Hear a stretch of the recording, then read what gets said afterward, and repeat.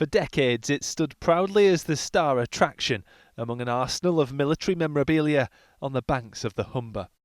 But today this one-of-a-kind aircraft stands alone, becoming reclaimed by nature.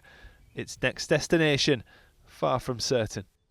Absolutely desperate. We're still keen to, if we can, save it, but it's getting progressively more difficult. It's more than 2 years since Martyn paid £21,000 for the Blackburn Beverley, though while he says the six-figure sum needed to move it keeps growing, financial support for its restoration has crumbled. We've offered it to every museum in the country free. You know, we don't expect to get our money back. It was done to save the aircraft. It's the last one.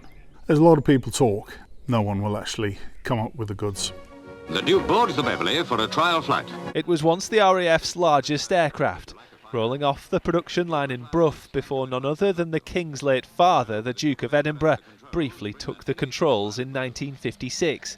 The sheer size of this 35-ton machine made it ideal for transporting vital supplies, and in here you could move around 90 paratroopers, which it did during its RAF humanitarian missions in Asia and Africa before its military service came to an end in 1974. This, the first built and last remaining example, most recently served as a museum exhibit at Fort Paull, which closed in 2020, its mementos auctioned off. Martyn's firm hoped to move it to its airfield near Selby and convert it into a retreat for military veterans, though that idea has yet to get off the ground. If the Beverley goes, that's a big part of my history gone. David worked as an RAF engineer on Blackburn Beverleys in the 1960s. It could get into anywhere. You could actually reverse the Beverley. On the ground, you could go backwards.